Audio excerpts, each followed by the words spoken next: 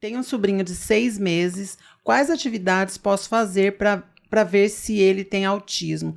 Dá para... Ô, Ana, a gente já vai responder sua pergunta, porque faz parte da minha pauta também. Se dá pra gente ter essa identificação em casa ou a gente só consegue fazer com profissionais.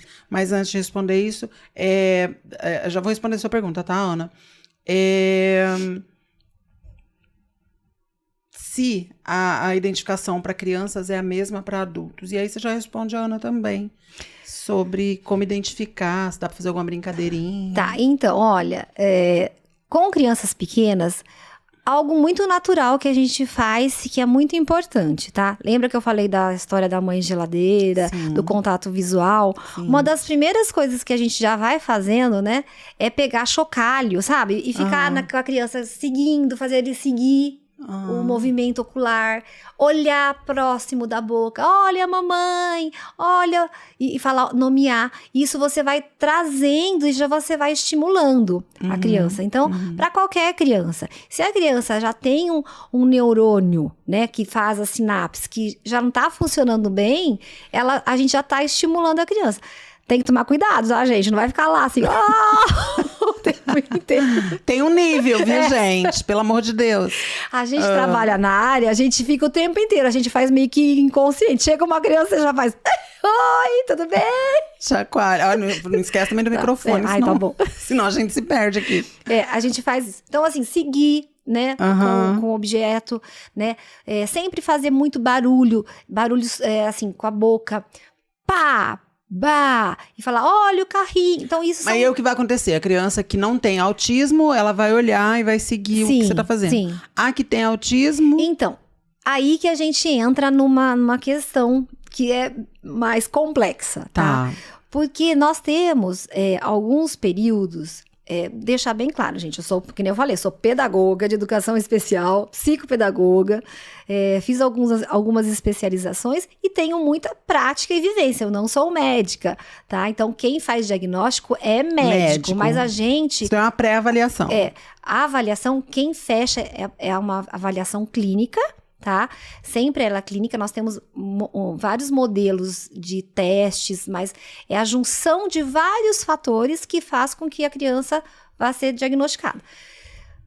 Bebê de 6 meses é o que mais os médicos querem, o que as pesquisas querem, é que realmente se tenha um diagnóstico precoce, com 6 meses. Eu, Daniela, nesses 30 anos, nunca vi. Depois de algum tempo, de uma criança diagnosticada, às vezes as mães agora com a rede da internet, que tem os videozinhos, a mãe começa a observar e a gente começa a olhar que são crianças um pouco mais agitadas, um pouco mais que balançam as perninhas, mas nada muito diferente de uma criança que está dentro do transtorno do desenvolvimento normal.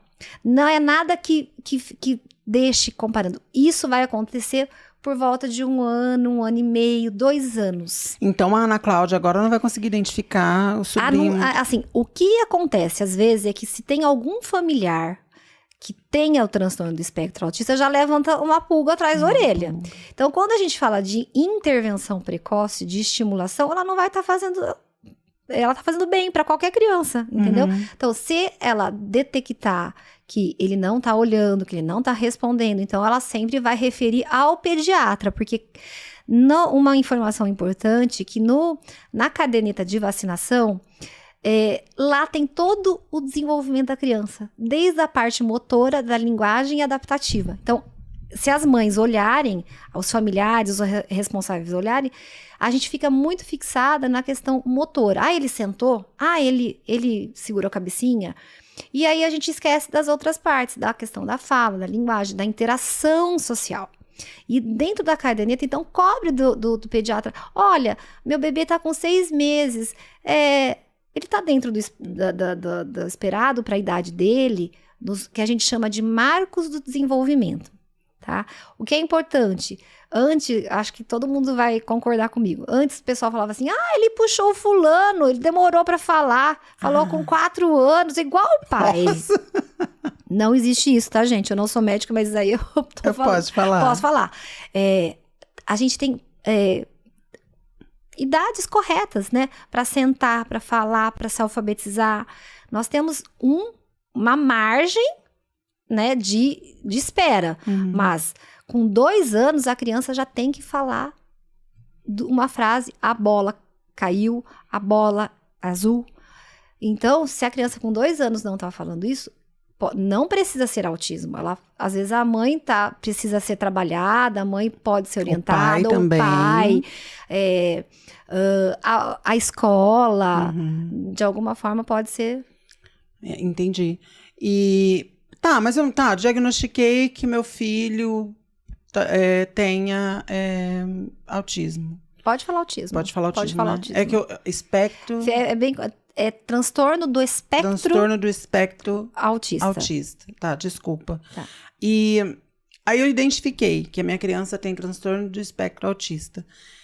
O que fazer? Porque não é uma coisa que, por exemplo, não é uma doença que tem a cura, mas qual seria o seguir aí agora? É uma condição, né? Porque a gente está falando que é um cérebro que tem um funcionamento. A gente sempre diz, eu estou aqui como representante de uma causa, né? Porque eu também tenho um transtorno do neurodesenvolvimento, eu tenho TDAH, né? Que é também considerado um transtorno do neurodesenvolvimento, mas sempre a gente está junto com pessoas, a gente sempre gosta de estar de mãos dadas com pessoas que estão dentro do espectro. Então, em uma outra oportunidade também, trazer pessoas para estar falando. Mas assim, a partir do momento que você tem a hipótese, né? Hipótese diagnóstica, a primeira pessoa, geralmente, a mãe que levanta essa hipótese.